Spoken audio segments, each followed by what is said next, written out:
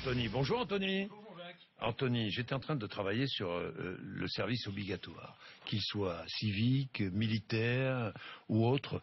N'est-ce pas là une lubie impossible? 700 000 jeunes d'un coup. Non mais, enfin bon. Anthony, on est loin de mes robots. Oui, non, on est loin de vos... Quoique vos robots, ils sont intéressants, ces robots, ils se mettent au sport. Ouais. Non. Ils se mettent à tout, les robots, Non. ils font tout. Ils se mettent au sport. Mais non, de plus en plus rapides et précis, ces robots.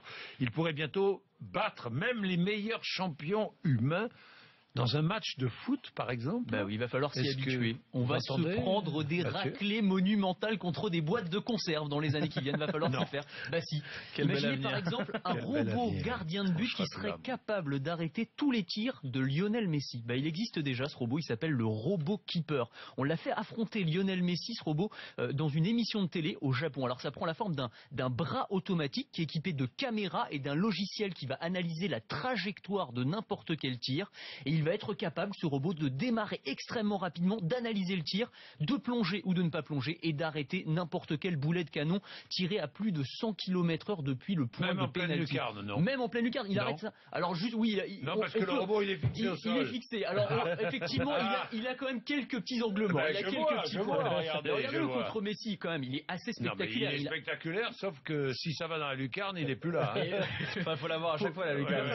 Il va falloir faire la version sautante, en fait, c'est ça. Mais enfin, exactement. Voilà. Sur ressort, votre sur robot. ressort. Mais on en est qu'au début, c'est-à-dire que depuis quelques années, il y a ce qu'on appelle la RoboCup, c'est la Coupe du Monde de foot des robots, ça a lieu chaque année.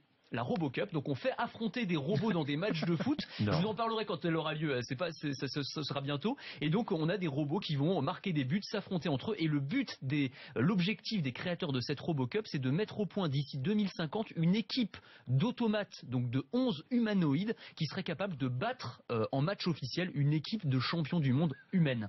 Donc on en est loin. Je vois des images hallucinantes. Mais c'est quand même complètement dingue. On voit ces robots qui courent derrière le ballon. C'est fou. Plus rapide aussi que Usain Bolt sur les pistes. Mais oui, quand on pense au robot, on a toujours ce cliché du robot qui parle comme ça et qui a des mouvements tout saccadés, tout hachés. On en est très bien le robot, Anthony. On en est plus. Je fais bien le robot, vous avez vu. On a des robots maintenant qui courent de façon extrêmement fluide, comme ce robot guépard. Alors oui, on a un lièvre ou un guépard qui court alors jusqu'à 45 km/h. C'est plus rapide qu'Usain Bolt quand il bat son record du monde de 100 mètres. Il est capable, ce robot, d'analyser aussi les obstacles et de sauter au-dessus des obstacles qui se présentent à lui. Donc on le fait sur courir. Sur 110 mètres haies, il serait bon. Il serait pas mal au 110 mètres haies. Donc on le fait courir pour l'instant sur alors soit dans un jardin ou sur un tapis roulant. C'est fou.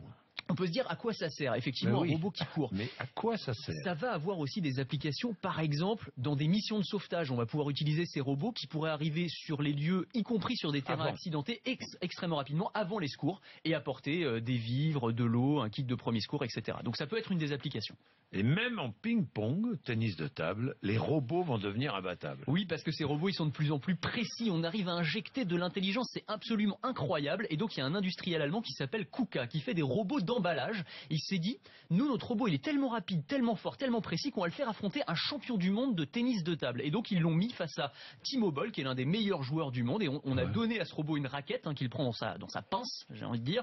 Et donc il affronte le champion du monde de ping-pong. Le champion du monde, il y a 5 robots face à lui. C'était la fin, c'était vraiment mais quand même c'est assez dingue. Et en fait ce robot, alors là encore on peut se dire à quoi est-ce que ça sert un robot qui joue au ping-pong? Il faut voir ça comme une espèce de vitrine technologique, c'est-à-dire s'ils sont capables de jouer au ping-pong, on peut se dire qu'ils ont plein de débouchés aussi dans l'industrie, dans la médecine pour servir de bras droit aux chirurgiens. Ils sont vraiment d'une précision extrême. La seule différence c'est qu'il ne fait que renvoyer.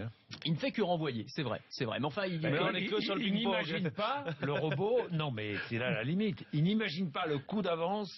Le coup, mais non, c'est vrai. Ce sera la prochaine étape. Mais les robots, si vous le mélangez avec ceux qui jouent aux échecs, a priori, vous commencez à avoir des robots assez intelligents. Robot parfait. Non, mais c'est ce monde. Tous les matins, Anthony nous prépare un monde.